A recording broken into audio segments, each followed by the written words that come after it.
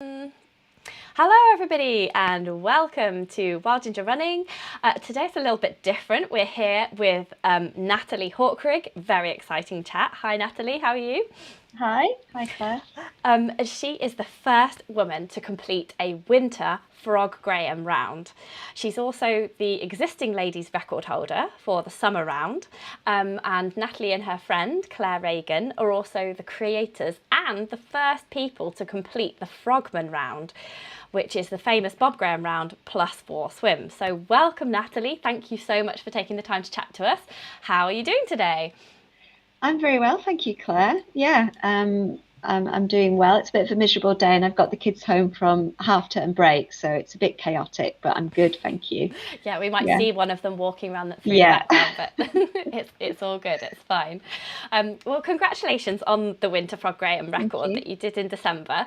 Can't wait to hear all about that, but I'm just aware that I've mentioned a lot of Grahams in hmm introducing you, and it would just be great to give everybody a little bit of an explanation first, because not everybody is familiar with the Bob Graham round. So the Frog Graham and the FrogMan are all based on this thing called the Bob Graham round. So if we could just start with explaining what that is for people who aren't familiar with this epic challenge, that would be great. Yeah, so the Bob Graham round is a running round only over 42 Wainwright summits, not all Wainwrights, are they? 42 summits in the Lake District that you must complete within 24 hours. Yeah, Yeah. it's a personal challenge that you can do any time of the year, as long as you do it under 24 hours and you can verify you've been to every summit on the list. Yes. So So yeah, it's that's yeah, about 65 miles, am I right there? With about 8,000 meters yeah, of ascent, something like yeah, that. yeah, Yes. that's right. And Natalie has actually done this in 2016. Congratulations for that as Thank well, because it you. is Thanks. definitely an epic challenge. Yeah, it is. And so, therefore, what is the Frog Graham round then?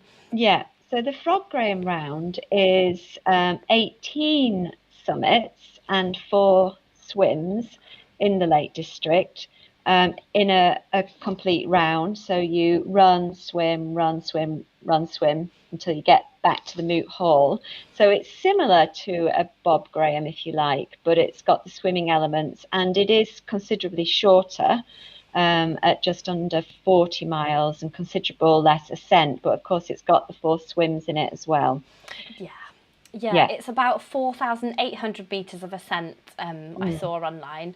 Yeah, mm. 40 miles, and then, but never in these the swim runs. They always say the mileage of the runs, but the swim mileage is never mentioned. I don't suppose So you know it's what the swim a mileage is. total of 2 miles. So it's not actually a massive distance if you put it all together. But yeah, so around Yeah. 2 miles. Yes, and Mm. it's across Bathensway. Can't say it. Yeah, Bathenswaite, that's Crummock right. Water, which my Come water. I've just Yeah, realised by spell check. I've written this in my notes here, yeah. and I know it's Crummock Water, but it's changed it to Crummy Water. Yeah, We'll find out later that whether it that was counts. crummy. Yeah, Buttermere, yeah, and Derwent Water. And there's yeah. also, this is very interesting, I thought, there's 3 islands in Derwent Water which you must cross on foot. That's That's very correct. interesting. Yeah, so Yeah. you must make sure that you hit all the checkpoints, which include the 3 islands on Derwent Water, which is Otterfield, Herbert's, and Ramshold Islands. Yeah, And then ending in the Moot Hall in Keswick, in the yeah, Lake. I don't know if we said this is all in the Lake District. I yes, don't know if we yeah. said that. I can't remember. And does the Frog Graham have a time limit like the Bob Graham? No, it doesn't. It doesn't have a time limit, so you can do it if you wanted to. As long as you did it as a continuous round, you Yeah. could backpack and bivvy over if you wanted and take as long as you wanted on it, which is great because I think that makes it more achievable to more Yeah, people. Yeah, definitely. Oh, now that you've said that I can even take a bivvy and sleep like over the yeah, weekend doing it, that seems yeah. much more of an achievable challenge because it Mm. being 40 miles with 4 swims, I've just turned 40. So I was like, oh, I Ah, messaged my friend, she's about to turn 42, and I was like, we could do this. yeah, yeah, But yeah, then we thought absolutely. it's a bit of a step Yeah, up. yeah. But anyway, Natalie did this in July 2019, and you actually got the ladies' record, didn't you? Kind of by accident.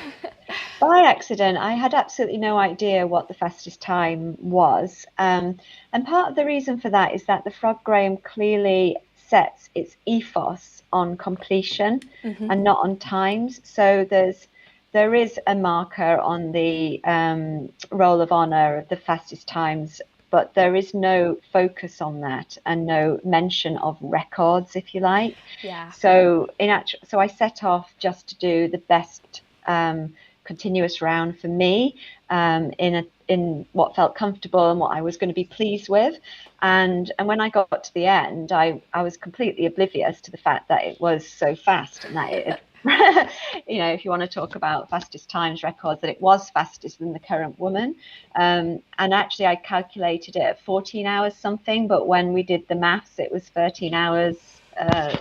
I can't remember quite now. Yeah, 19, thank you. So they were like, hang on a minute, we think that could be, so when we double checked it, it was an extra bonus, if you like, to think, well, I was really pleased with that. Plus, I'm now super pleased that it was a really good time. Yeah, it's incredible that you've written a really, really good blog about it. If anybody wants to read it, just Google Natalie Hawkrigg Frog Graham, and it will probably come up with that page it's on the Northern Runners.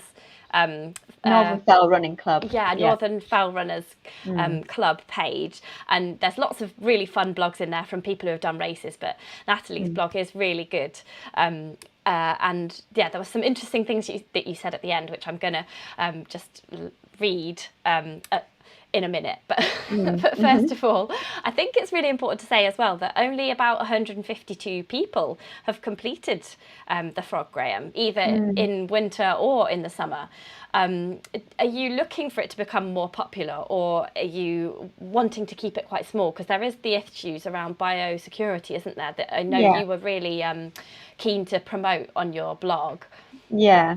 Well, actually, I am on the committee for the Frog Graham, so I can speak on behalf of the committee. But I think there's neither a feeling of wanting to keep it small or wanting to grow it. It is just, it is. And it will be found by people who are attracted to it or want to move to it. And I think the main focus is around keeping that ethos of that it's about completion, and secondly that we do make sure that we maintain strong biosecurity in stopping the spread of the weed, so that we can't, no one could ever sort of suggest that it is completers of the Frog Graham that have contributed to the spread of the weed. Yes, it's really important, isn't it, that, because otherwise the Lake District National Park Authority might say, hang on a minute guys, let's not do this. So if anybody watching this or listening to this on the podcast, which I'll make later, is thinking, oh, that would be a great idea, then that's got to come first and foremost. And some people on the live chat are really, really liking it. Jeanette Hall says, that sounds really cool. I like the emphasis on the experience of the challenge rather than the time. And I must say that does appeal to me as well. And Hannah Basley says, I like the sound of this. Tad says hi, and Andrea says, hello ladies. So if you've got a question for Natalie live here today, then do just jot it down, and I'll slip it in later on. Tadeusz wants more to be more about the biosecurity issue to be explained. I think we covered it pretty well there. He might just be. I mean, I guess just to explain that there's 2 dirty lakes, what we call dirty lakes, are already contaminated with the weed, which is the name I've forgotten of. My brain's gone. Would it be Crummy Water by any chance? Crummy Water. No, that's one of the clean ones. Oh, okay. So Derwent Water and Bassenthwaite are considered dirty, so they already have the weed in them, and so it's very important that you don't spread from those 2 lakes to the others. So when you're going from Bassenthwaite, you must either use a completely fresh wetsuit shoes if you swim in anything like that, and you must rinse yourself and your hair, your goggles, your hat, everything off with fresh water before getting into Crummock and Buttermere, so that you don't have any traces of the weed on your body that you could spread. Yeah. And so if you only had one wetsuit, for example, and you wanted to use it on every lake, you would have to wash it after Bassenthwaite, use it in Crummock and Buttermere. That's absolutely fine. And then you can use it in Derwent water, because you won't be contaminating Derwent water, because Buttermere is clean and you're swimming Derwent water after Buttermere. Yeah. But then you should wash yourself down after Derwent water as well, so that you go home with a clean wetsuit, clean, so next time you use it, you won't contaminate. Yeah, and it's kind of standard practice. I always take my wetsuit off in the shower anyway. So, well, actually, I don't. Yeah. If the wild swim place that I use is quite near, so I drive back like in everything. In my towel. But yeah, I just put it all into the shower with me, so wash it that way. So I was really careful. For example, I swam in my first set of running shoes, that I didn't use those running shoes, for example, again. So I had a fresh set of running shoes that I put on when I got out of Bassenthwaite, so that, and completely fresh set of gear for the next lake, and rinsed myself off completely afterwards. Yes. So it's just being aware of that and just making sure that you don't spread it in any way. Yeah, I think you've explained that really well there. And so I don't know if should we just mention before, because I've got loads of questions about the winter frog graham round, which is what this is all about. But should we just mention the FrogMan, just because you also invented that round as well? And we invented that round, myself and my friend Clare Regan. So when I did my Bob Graham, which is the running round, I remember a friend of mine saying, oh, you know, you should think about doing the Frog Graham. And it sort of sat in my brain, and I just imagined that the Frog Graham was the full Bob Graham plus swimming. And I never actually went to look at it to check what it was.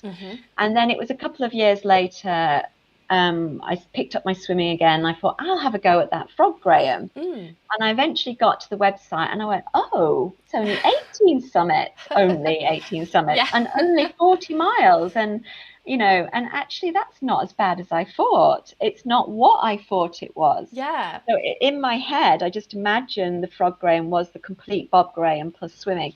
So then as I got the Frog Graham done, great. But then sort of it kept in my brain as this little, you know, idea that, could I do that? Has anybody ever done it? Could you actually do what I kept calling in my head the real Frog Graham? Of course it's not. And so I mentioned it to Claire, my friend who I do a lot of adventures with, and said, do you think this is possible? Could we grow this? And she really hooked onto it and got invested in it as well.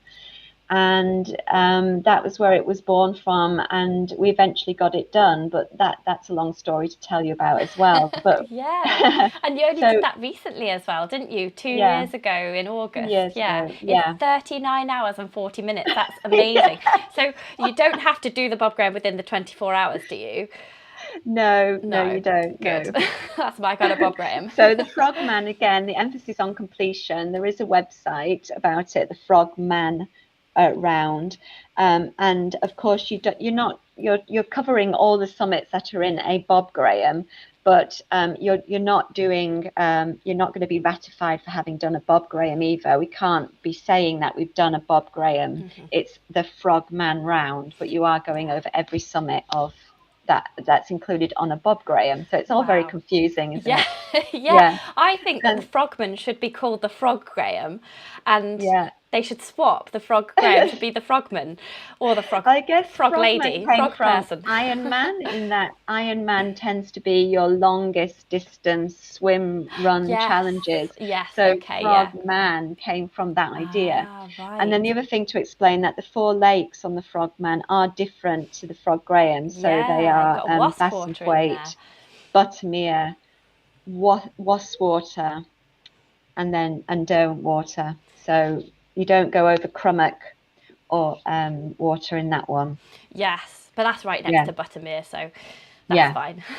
Yeah, exactly. So Wasswater was quite an undertaking, so that was very interesting. But we could come on to that, as you say. Yeah, Yeah. and it's just incredible. Only 3 people have completed it so far. Like you, Claire, and is it Paul Paul Wilson. Wilson? Yes, Who's he does a lot, also doesn't in the he? Northern Fells Running Club. Yeah. Yeah, and Yeah. hasn't he just done a winter unsupported Bob Graham? He I has. think. Yeah, I'm sure I saw that in the group. Yeah, he seems. He's doing incredible things right now. He's very motivated, and very Yeah. accomplished. Yes. Runner. Yeah. Oh, awesome. Okay. Well, I think we've named all our terms now. So back to the winter frog Graham round, which again is not under a certain time frame.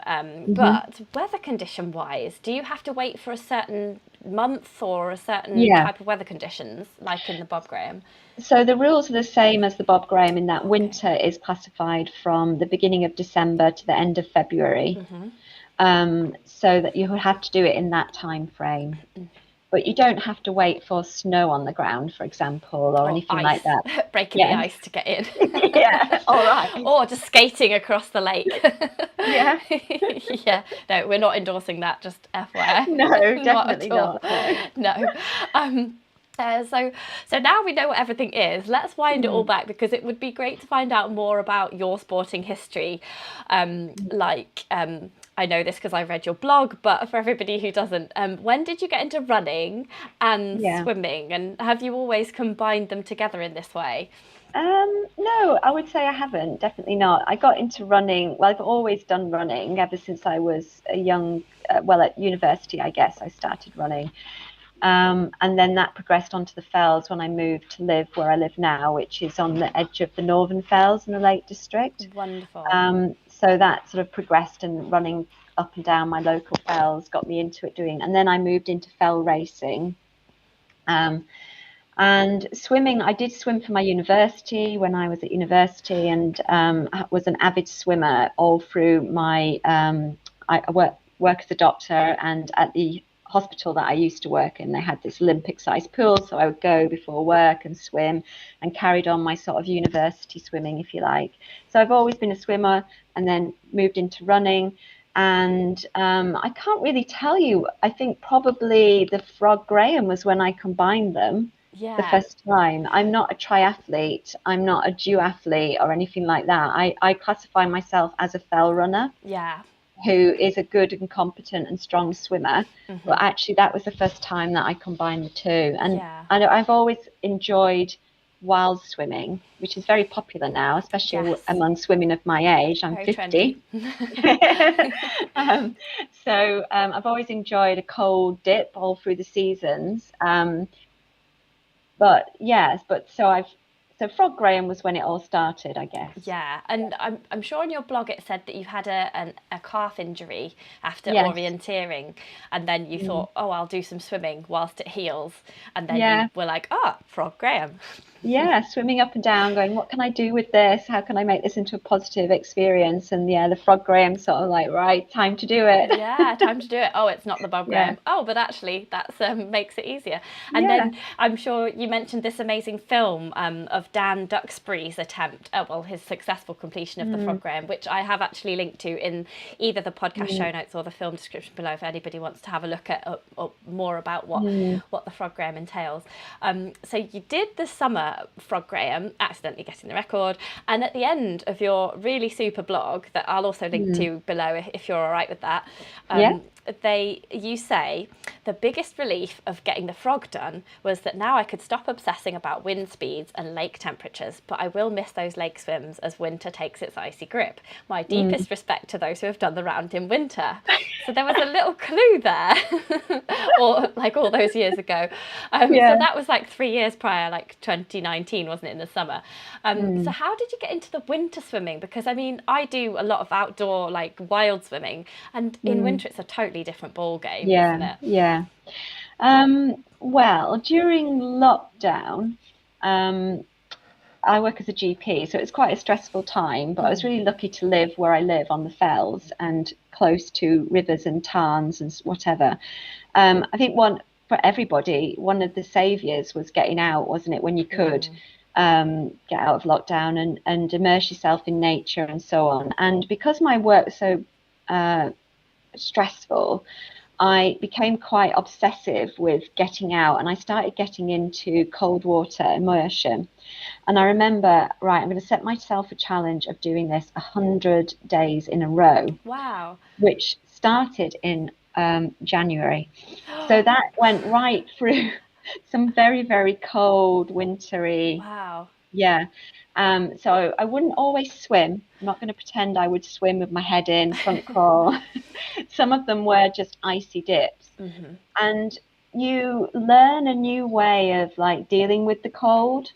You learn to embrace it, and you almost go into kind of like a meditative state even before you get in the water. Wow. You're preparing yourself to get in. You imagine the sensation of it on your body. You imagine yourself breathing. You start thinking how you're going to enjoy that cold, like going up your body as you go in, right up to your neck and face. And you challenge yourself not to wince, not to lift your elbows up, go in nice and calm. Yeah, because there's a part of that is part of the meditation, part of really experiencing everything that you're doing as you get in the water. So the sensation on your skin, the noises around you, the wind on your face, the whole experience. So if you're busy like hyperventilating and making really like funny noises, what, like I do when I get in, yeah, you're actually not. I'm doing it all wrong. Yeah, you're not focusing on it. So I became through those 100 days in a row very conditioned to getting into cold water, if you like. Yeah. And I would say that the idea, the seed for the winter round did grow after I did my frog, but then it became more serious in my head after I realized I could immerse myself every day through winter. I started thinking about it more seriously. Yeah. Wow. Yeah. It was just amazing. So that was in January, and then you presumably swam all through the summer, and then just didn't stop swimming. Is that how the training looked like? Well, actually, interestingly, I didn't stop swimming. I went every day to my local pool. There's an outdoor pool here at Greystoke. That finishes in the end of September, and then I transferred my swimming to an indoor pool. So I never stopped swimming, but I did stop. I got fed up of cold water immersion. I have to be honest. I was over it, and I needed to just move on to another challenge. So I did. But the idea was still in my head. The seed was still there, and that's why I kept my swimming into my training, because I'm still predominantly a fell runner. And every time I was going up and down the pool, I was thinking, I just keep this going in case this year I do the Winter Frog Graham. I'll just keep this going in case. And it probably would surprise you to say that leading up to it, I didn't actually do much late swimming. In fact, I avoided it because one of the things that I thought was that it would put me off. Yeah, that's really interesting to know. Yeah. And so actually it came down to mind over matter. And I knew that on the day, if I could get across Bassenthwaite, it could be done. And that if I'd got in Bassenthwaite that week or the week before and it felt terrible and awful and it was a bad experience, it could have destroyed my resolve to do it. So as odd as that sounds, I didn't actually expose myself that much or condition myself that much leading up to it. In fact, the decision to go for it in the end was quite a last minute spur of the Really? And so how did you, because the logistics of doing something like a Bob Graham, and then with the extra biosecurity and the swimming aspect of it and kind of safety kayakers, that must have been quite a logistical challenge. Or are there people just around you up there in the Lake District that are just like, yeah, I'm game for that. Yeah, bring it on. Well, yes, is the short answer to that. Yes, is the short answer. But so I would say 10 days to go is when you get a fair idea of what the weather's going to be like, isn't it, on all our weather apps. And that's when I thought, I think I've got an opportunity. It doesn't look too bad. The wind, it doesn't look windy. That was my main condition again, that it wasn't going to be windy. Does that The affect the swimming then a lot? Because you said you were yeah, always checking the wind speed. Yeah. yeah, it Yeah. affects the swimming because you get essentially you're getting a wave formation, you get a rip going, so you've got a lot more effort in the water, and it just Right. feels more necky. You know, you feel more concerned in the water because when you're wild swimming, you're usually swimming along the edge with a safety buoy, but when you're doing the frog game, you're going right across. Yeah. So if you get into trouble with cramp or whatever might happen to you, you've got to have some way of rescuing yourself. And I didn't want to have the added effect of wind on me and rip and waves, if you like. So I wanted it to be calm. It's hard enough So, already, so why make it harder yeah, for yourself? Yeah. exactly, yeah. Yeah. But 10 days to go is when the Yeah. seed really grew into reality. So it went from sort of 10% into 80%. And then you've got to get your crew together because I was absolutely adamant for safety reasons that I would have kayakers on the water with me. It's a winter round. I wasn't going to be stupid. For safety and just for confidence more than anything. And once I knew that I had people on the lakes, then it became 100% I will go. Yeah. And then the first thing my husband heard about it was when a tracker arrived at the house. Oh, I think he saw an invoice come through for a tracker, and it was like, what's going on? I love it. He said, oh, I've got this thing I've got to tell you. Oh, that's brilliant. This is how I operate with my husband as well. Yeah. I'm going wild camping, darling. What? Where? Are you sure? It's February. Yeah. So that's how he heard about it. It was like, oh God, okay, here we go again. And then there's a certain level of trying to protect my family from the chaos that then ensues because you've got so much preparation. I begged and borrowed all sorts of different wetsuits, balaclavas, hats, gloves, double layer neoprene from anybody that I knew was into wild water swimming. And my kitchen was like some major Himalayan expedition. You know, and I did it all when my husband was out of the house because I just didn't want to see his face or him roll his eyes when he came in, you know. Is he not into running and swimming or anything then?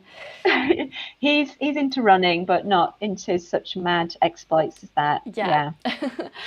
And did you do a zero cost round as well? Because I'm sure I saw you mention on the summer one that you wanted to make it zero cost, so you gave yourself the challenge that you wouldn't buy anything new for it, which is very eco-friendly and really cool. Yeah, that's right. So I didn't want anything like posh or expensive or brand new wetsuit thing. And the same for my winter round was the same principle. So for the summer one, I did just swim in a tunic, but it was homemade. So I had one of my children's wetsuits, shorties, and I cut the legs and arms off. I made like a tunic that I swam in. So I don't know what I looked like, but Who cares? Yeah, I'm sure it looked great. I think the Kardashians will be after that. Did you? So with your training, then, like you've outlined that you kept the swimming in the training in the pool, but how did the running training go? Did you train for it, or was this just like you're just generally fit enough anyway to crack out 40 miles like that, or did you have to ramp it up a bit? So the winter round was really on the back of other challenges I'd done in the year as an additional win, if you like, because my major challenge that year was to get the Joss Naylor challenge done. Oh, the Joss Naylor 50. Yeah, Joss Naylor 50. So all my preparation and long distance prep was for that, which I've successfully got done in May. And then I went on to do, thank you, one of my sort of bucket lists, which was Durafell race. So, and then the club championships and so on. So actually, it was on the back of all of that. So, so the short answer is yes. I felt like I had the right training in my legs. Yes, yeah. But it would have been easy after the Joss Naylor 50 and the Durafell race. I mean, that's a lot shorter, but the ascent on that. Woo! I looked at it one year and I was like, oh, hang on a minute. I need to train a bit more for that. Yeah, it is. It is quite epic. It's brilliant. But so I just felt I had it in my legs, and I know it's a ridiculous notion to have, but it was only 40 miles or 39 miles. I know that's a long way for some people, but compared to a Bob Graham or a Frogman, for example, I felt in my head, it was this quite achievable. Yeah, quite an Yeah, achievable challenge, especially if you've yeah, got like no particular time frame that you're not under yes, stress to do it in, like, say, under yeah. 15 hours or something ridiculous like that. Mm. And so I'm quite interested as well to know about, with your training, do you do any sort of strength work as well to back up the running, or does the swimming cover that for you? I think swimming is really good for your core, so that definitely helps. And I do yoga, so I do a lot of core through my yoga, Yeah. which I just do at home using an app. And I do think that is really important. And I think I'm an advocate of conditioning, definitely. I think it helps you feel stronger in your running. So that's it. I don't do anything else on top of that. Yeah. Well, that definitely begs the question, how do you fit it all in? Because obviously you're a GP, it must be a busy job. You've got 3 children, a Yeah. social life, presumably, as well, a husband. Like, how do you fit it in all around the job and the family and the Yeah. rest of your life?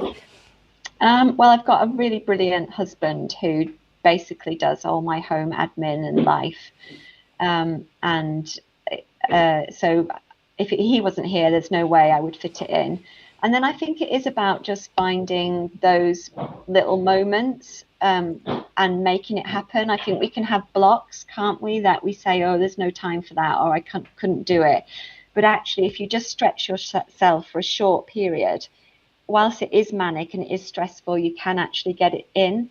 And I always feel, oh goodness, am I really selfish? I should be out with the kids or going to the cinemas with them or something. But you're role modeling, and I think that's really important, that you role model. If you're a happy mum and you're doing and getting things done and achieving, your children pick up on that and they're happier because you're happier. And whilst they may not turn into runners or swimmers or they do whatever they want in life, I think just role modeling determination and achievement and saying you're going to do something and doing it is really important. So that motivates me to fit it all in, I guess. Yeah. Oh, that's a Yeah. really great way of looking at it. And that makes me feel a lot better for abandoning my child Yeah. so much. Yeah. And so just like to get the record on a Frog Graham or a winter or summer, do you think it's more important to be a fast runner or a fast swimmer or a fast getting changer? Yeah, all three. All three. I mean, if you talk about fastest times, and we go back to my summer Frog Graham, really that is quite easily achievable to get the time that I did and to do much better. Because I'm not the fastest runner. I mean, I do really well in my vet category, but I'm not. And then secondly, I'm not the fastest swimmer. I am strong, but there are, if I was in a triathlon, I'd definitely be in the mid-pack group rather than at the front. And then the other reason is nailing the navigation and being absolutely sure about all the lines. And I'm really good because it's my territory and I know the lines. But even on my winter and my summer, there were some mistakes I made that I could have saved time on. And then the transition, so you have to be efficient, you have to be quick and not too much faffing. Yeah. So we did lots of faffing about on my FrogMan, that was for sure. So we wasted an awful lot of time, which is probably why it took 39 hours. But being able to quickly transition and just get on with it, I do think that is important as well. Yeah. All three. So all three. Yeah, Yeah. that's interesting to know. And 4 if you include the navigation. Yeah. I didn't think of that. That's definitely because when I did I'm not in the Bob Graham Club. It took me 26.5 hours to do my Bob Graham. Yeah. So well done. Possibly we'll go back and try again. But it was 10 years ago now, and I'm kind of thinking, I don't know if I've got it in me, but you never know. But anyway, I had people doing the navigation for me, so I didn't even think about the fact that you would have like less people running around, like because you probably didn't have everybody guiding you along on the Frog because you just had like 10 days notice. So I didn't, apart from my last leg, I didn't have my first one and my last one, I didn't have anybody running with me. I did it all on my own. but I did have someone on my last leg because I knew I'd be going into the dark. So it's getting back to the night, to the winter frog, because you've also got the dark to contend with as well. Yeah. And I'm not afraid of running in the dark, but I knew that I would like to have company on that last leg to motivate me through that last leg, because I knew I would be worrying all the time about getting into Derwent Water in the freezing cold, dark. Yeah. And yeah, to have somebody with me to keep me talking, keep my spirits up was going to be important. Yeah, definitely. And that's interesting that you've just said that, because the very next question is that I think, did you set off on that winter frog on the Friday at 6 p.m? Yeah, it was actually 5 a.m. It's wrong on the. Oh, right, okay. Yeah, oh, okay. Because I was going to say, why was it the first bit in the dark? And I thought it was to do with where you'd end up in the light. But so, okay, the next question after that is, what is it like swimming in the dark? Yeah. So I only swam in the dark on Derwent Water, because by the time I reached Bass, it was dawn. So it's just Derwent Water. Well, yes, I would say Derwent Water was my biggest fear because of the dark. And I did experience the worst experience on Derwent Water on the whole round. And that was partly because I couldn't control my fear. So actually, I didn't get into any trouble. It was absolutely fine. It was a mill pond. It was flat. And I had 2 kayak supports with lights and everything. But I had on a double layer neoprene earplugs and goggles. When I set off, I couldn't hear. So I couldn't hear anything. Yeah. I couldn't see when my head was in the water. It was completely pitch black.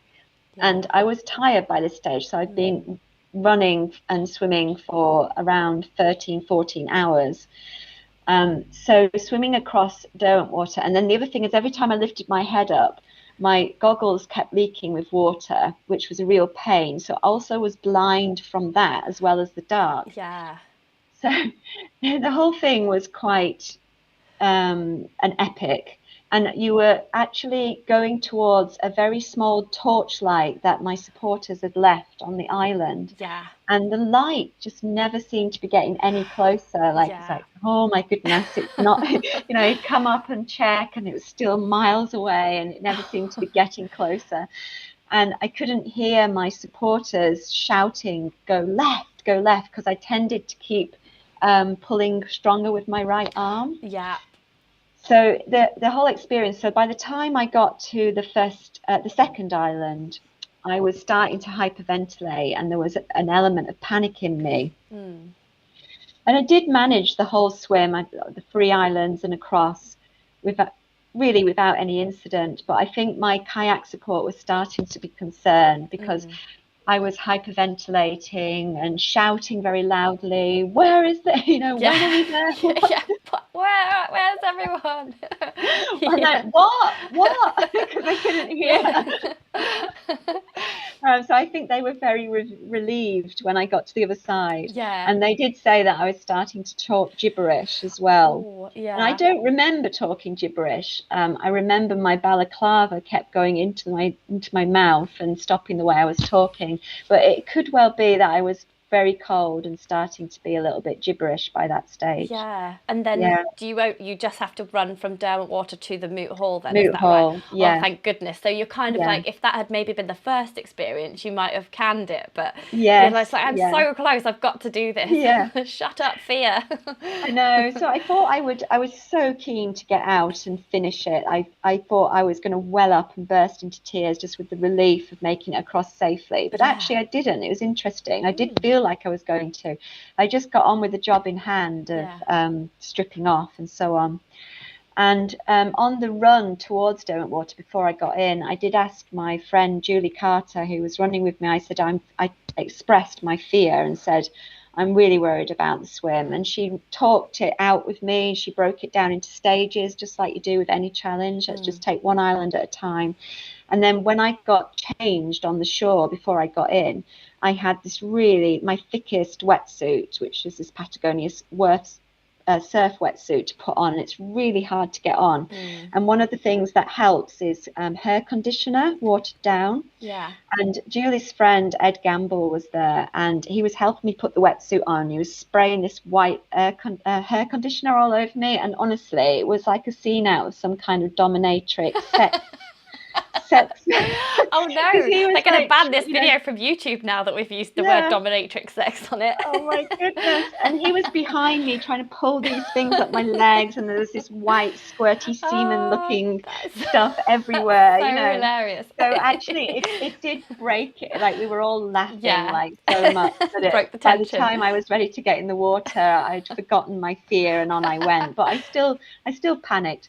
So what was it like swimming in the dark? Well, it was an experience, and I wouldn't want to swim that far again in the dark. I don't think I will swim in the dark again, but and try and overcome my fears. But it was the worst swim of the round. And do you wear a head torch on your head whilst you swim, or does someone else shine the torch from the canoe? Somebody else, but there's no real the head torch doesn't go under the water, the light doesn't go under the water, so when your head's down in the water, you're in the black. And it's only when you come up and you sight, what we call sight, and you look around you, that you know where the kayak is, and you look for the light ahead. So you're like, yeah. Gosh, it's hard enough in the daytime doing sighting, isn't it? Like, you know, when you're trying to get to a buoy, and I've often find that I'm just like, I'm going that way and the buoy's over there. It's hard enough in the day. It's incredible. I think that makes the round, like, you deserve even more congratulations for the round, just from the fact that it wasn't easy. You were really brave in facing your fear, and you had the fear, and you just carried on anyway. It's just, it must make you feel really proud of yourself. Yeah, I do feel really proud, but I wouldn't have done it without my friends who helped me through it. It was a team effort. Team effort. It was a team effort. Awesome. And also I'm thinking about the swimming and like being in the water, and how do you eat? So the swims aren't that long, are they, that you need to eat during the swim? Like, it's not like a crossing the channel type of swim. But what did you eat, and when did you eat it? So mostly after the swims, apart from the last one, because you don't need to, you're not very far from the end, and normal food. So I'm not a gel girl or anything like that. So my favorite is those little rice pudding tins, because they're like a breakfast, and I like porridge. I like those little easy porridges. So if you had a support crew when you came out of the water, I would have instructed them to have a little porridge hot and ready for me. Yeah, so hot food was really important straight after the swims. Absolutely. And hot drinks, tea. I'm a tea girl as well, not into coffee. So, and then just in your backpack when you're on the runs, the usual like muesli bars or a sandwich if you're fed up a sweet. Always I go for things that are soft. I can't, after I've been running for too long, I don't like dry things in my mouth. So it would be soft things like Philadelphia cheese and honey, or sandwiches like that, you know. Yeah, you start to get a bit of a dry mouth, don't you? And you need like dead slippery things. Yeah, I'm sure that Nikki Spinks has eaten baked beans from a tin at one point as well, because they just slide down. When I did the Welsh, the equivalent of the Frog Graham in Wales, it was a tin of spaghetti hoops that turned me round, actually. Nice. Alphabetti spaghetti, or just the plain circles? Plain circles. Plain circles. Lovely. Takes me right back to primary school. I have the question here of, were there any low points and how did you get through them? But I think we've covered that in the crossing of Derwent Water. So I want to ask you what the main high point was of doing the winter Frog Graham. Like, were there any beautiful sunrises or sunsets, or just beautiful views or great chats with people? Yeah. I mean, actually, if I could go back to the low point, because there was another low point. When I came down off Whiteside down to Crummet Water, I was expecting my husband to be my crossing support there. And when I arrived, it was Paul and Jess who were going to be supporting me on Derwent Water. And I was so shocked. It's like, what has happened? And they said, do you not know what's happened? Your son's had to go to hospital. And I was like, oh my goodness. I was so like, it was a total curveball. I had no Yeah. idea because I hadn't been checking my phone. I was just No. running and getting on with the job in hand. And he sustained a second-degree burn Oh to no. his, yeah, to his skin. So I was immediately like, oh my God, should I go? Should I stop? And Yeah. Jess said, no, they don't want you to stop. They want you to carry on. It's absolutely fine. Yeah. So I did. I carried on, but I didn't really think about it on the swim. I just got onto the run bit, and then I started thinking about, oh, I'm a bad mum. I shouldn't be doing this. And I phoned Jonty, and he was cheerful as chips. He'd, he was absolutely fine. He'd had his burn dressed. It was all in place. And he said, "Oh, Mum, I'll come to the end, no problem." Just, Oh. and I knew that if I'd actually talking to him, I knew that if I hadn't done it, he'd have been more upset. Oh, really? Because he would have blamed Yeah, himself for you not yes, finishing. Oh, that's really yeah, sweet. You must have a really yeah. good relationship with him. Yeah, so Yeah. that was a low point as well, which I got through by Jess's support and my family's support, and he's totally recovered from that. He's forgotten all about it. So I'm Yeah. glad I did carry on. Yeah. Yeah. And then high points. I would say that coming down off high style down to Bottomere, I had a really good descent, and there was a beautiful sort of sunset coming in with the pink sort of skies, and I could see Julie and Ed Gamble down and Mandy down on the shore, and they were cheering. And when I sort of had, I was flying, I felt really good, and I was Wow. having a really good descent because it's not easy, that descent. So that was a high, definitely. Yeah. Sort of, and also getting across Bassenthwaite, the first lake, because that was my nemesis. I thought, if this is too cold, if I can't do it, then I pack it in now. I don't even carry on. And I got out of Bassenthwaite and I felt absolutely fine. And I had this internal like high of going, I can do it. I got through the first leg. I know I can do the rest of them. So that was the other high point as well. Yeah. And you're like, right, it's a go, everybody. It's a go. It's a go. Yeah. Yeah. Oh, fantastic. It sounds incredible. Like you overcame so many things and there were setbacks and you adapted to them on the way round, and it's just incredible, this achievement. And I'm just wondering, which one was more enjoyable, would you say? The Frog Graham, the winter or the summer ones, or the FrogMan, or the Bob Graham itself? Can you pick one, or are they all brilliant for different reasons? Oh my goodness, that's a hard question. They were all brilliant for different reasons and have created different memory banks of special occasions. Um, I suppose my the the Frog Graham is very difficult to beat in terms of that sort of almost religious experience that you get when you've done it and you've finally done under 24 hours and got it, done. That I think is hard to beat. Yeah, yeah. Yeah, So the Bob Graham is yeah. is the favourite. Oh, you're Mm. most proud of that one then. Yeah. Well, I think that's a different Oh question. The yeah. most, I suppose the proudest one, I'm proudest of the winter one because I overcame all my fears and got it done. And from a seed, it grew into a reality and it all came together. And I managed to, I do really feel it was like mind over matter. And I'm really proud of that side of it. Yeah. Yeah. Yeah. Well, these are all really big things. And now I'm just thinking, if people have been inspired by your chat, how can they start swim running? I know that there's Hmm. a tadpole round. Um, Yeah. so could you would that be a good one for people to start with if they're, like normally trail running, fell running, and can do Yeah. some open water swimming? I'm not suggesting non-swimmers do these Yeah. kind of things, but how can people start combining both of these hobbies? Yeah, so that sort of thing would be great, wouldn't it? Like the tadpole round, which is the mini Frog Graham, and that's on the website for the Frog Graham. So you just swim Crummock and Bottomere, and children have done that one as well. So that's really achievable, and it gives you that flavour of what it feels like to get out of the water and start swimming. start running after you've swum, and then swim again, and gets you the flavour of what you need to wear, what's going to suit you or not, whether you change or not. Because some people do these things and they do them so fast they don't even bother changing. You know, they run in special wetsuit.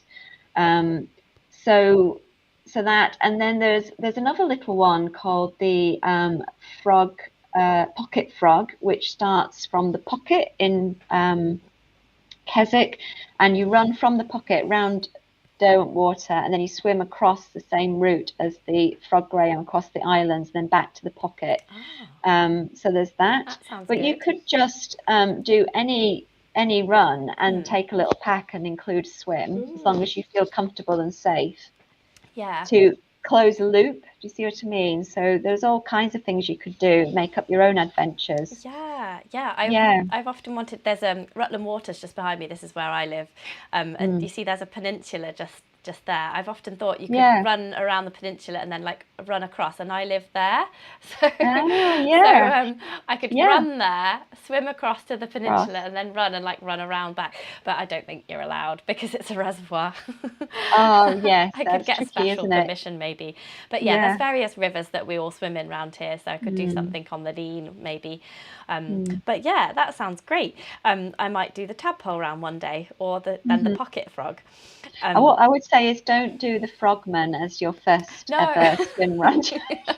I don't think I could. No one do the FrogMan as the first. It might be the last. So we're gonna ask you a couple more questions. Are you okay for time, by the way? It's 49 minutes. Sorry, I said 45, but this has just been so interesting. We've got some quick fire questions for you to end with before we just ask you a little bit about what you might be doing next.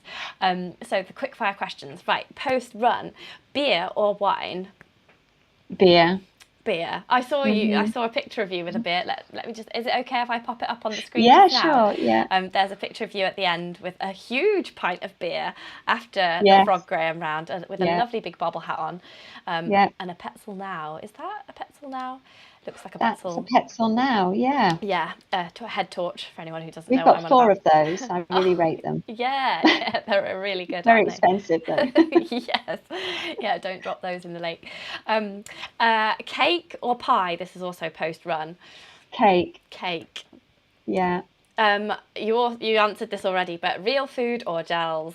Real food. Easy. Always. Yeah. Running, uphill or downhill? Uphill. And are you running or are you power hiking? I think both, I would say. Yeah, definitely both. Power hiking on long challenges and running in races. Yeah. And also while running, music or no music? No music. A proper fell runner. Camping or glamping? Camping. Well, both. I quite like both, but camping, I think. Yeah. Swimming or running? Could you even choose between them? Running. And what is your favourite season for swim running? It's got to be spring. It's for running as well. It's that May time. Everything's perfect. You can get some perfect weather. You've got just enough light to get long challenges done. There's no bracken obscuring your routes and your trods.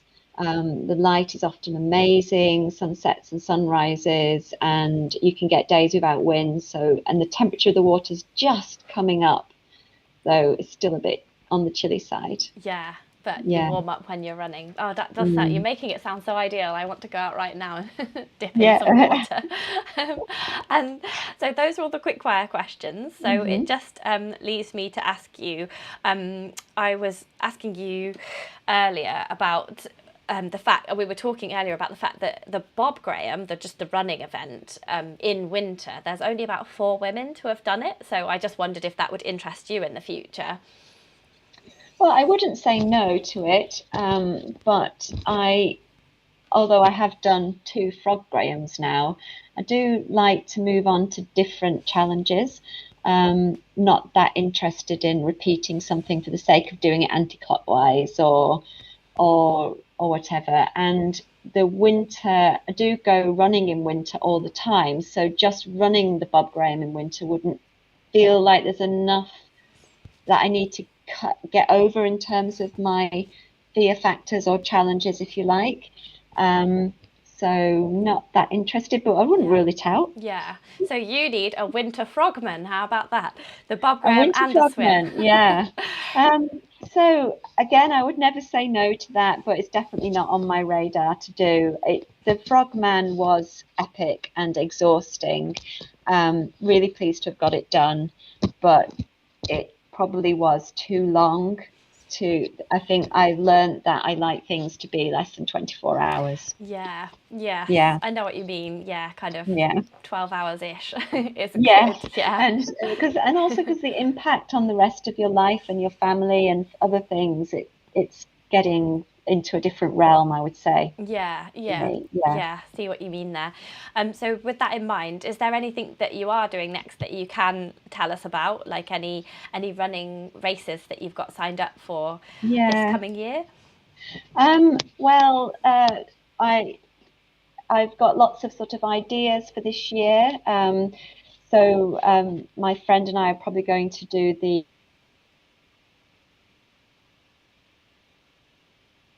hall that's just running. Oh, I've sorry, got it broke Yeah. up just Oh, did just it? when you were Yeah. saying my friend and I are going to do and then The Great Cumbria Traverse, the which Great is from Crumbia. Broughton Mills to the Moot Hall, and we recently did a relay of that as a club. Yeah. And also, breaking news is that we're going to be setting up for the Frog Graham. We're going to be setting up the what's going to be called the LeapFrog, which is like where you do a relay. So you have, Oh, so somebody does a leg each, so you run, swim, and that might be a really oh. good way of getting started as That well for is right. people. I love all the Yes, names as well. The frog really yeah, lends itself to all these names, yeah, and leap is so appropriate for a yeah, relay. I think that's yeah. fantastic. Okay, sign me up.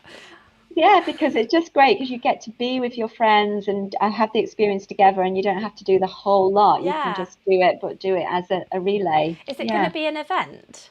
Yeah, Or, it's going to be on the website as if you do this and complete it, let us know, and then you get on the okay. completers list. Oh, okay, so it's not an Yeah. event where like everyone does it at the same time or anything like that. No, it'll be Okay. similar to the Frog Graham. So Yeah. that's the new development for the Frog Graham Oh, very Club good. is to have the LeapFrog where you do it as a relay. So our club, Northern Fells Running Club, we're going to do that this year. So that's quite exciting. Ah, cool. So Yeah. will that be a fair few of you doing it then? So there'll be like two or three teams at the same time doing the running and Well, swimming. we might set up a challenge of a female versus a male team. Yes, that'd be good. Yeah, Yeah. but the idea is two people on each leg, so two swimmers together, two running the first leg and swimming, and then you hand over to the next Oh, pair, and so on. oh, that Yeah, sounds really fun. I should invent something yeah, like that for my running club round here. That would be really yeah. cool. And I guess we'd really like to see someone else do the Frogman. That would be great if somebody hears this and passes it on, because there's only three of us done it, and that's definitely its fastest time on that is 30 hours, Paul Wilson. So there's somebody one day will get that down to less than 24 hours, I bet you, but Oh, it is yes. just for completion. We Yeah, should tell Jasmine Paris and Beth Pascal yeah, if they're into swimming, then they might give it a go. yeah, that would be great if somebody did it. Yeah. That's awesome. Oh, well, it sounds like a really exciting, fantastic year. I just wanted to read some of the live comments to you. Sharon says, there's no way I could swim in the dark. Natalie is an absolute machine. Jeanette says, well done for carrying on, and well done to your son too. He sounds like a great lad. And oh, Tadeusz wants to know, is the LeapFrog event, is it broken up into slots that people will sign up for? Or I think it's just going to be your running club though, isn't it? Yeah, so it will be on the Frog Graham website, usually probably in the next 3 months. And it is, you would have to get your own team together to do it. Yes. And each get a pair for each leg. And you just then you do it, go and do it as a team, and then submit it to the Frog Graham to say you've done the LeapFrog. Yeah. Hope that answers your question, Yeah. Tadeusz. That's Yeah. fantastic. Thank you very much. Well, I've asked all my questions. Is there anything that I've missed that you want to tell us about the winter frog, or anything at all that you think that we haven't covered today that would be important to mention to anybody wanting to look into swim running or the frog Graham itself?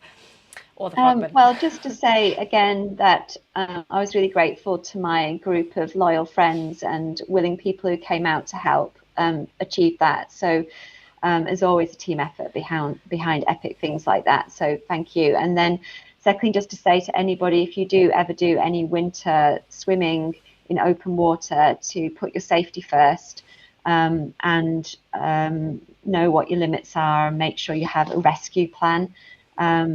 So that, because the worst outcome is that you get cramp and you can't rescue yourself and you can't get to safety. So just to be aware. And then biosecurity with the weed in the Lake District, but just go and have fun. Oh, and be careful about reservoirs. So you're not allowed to swim laws. in those. Yeah. Oh, well, thank you so much, Natalie. We've bent your ear for nearly an hour now, so it's absolutely lovely of you to give up so much of your time today to talk to us. Congratulations again on such an incredible, so many incredible achievements. And we can't wait to hear what you're doing next, if you ever take on anything more. Thank you, Claire. Thanks for your time as well. Brilliant. Right, well, bye everybody. Thanks for watching live, and you can watch it later again, and I'm about to go and make the podcast. Bye everyone.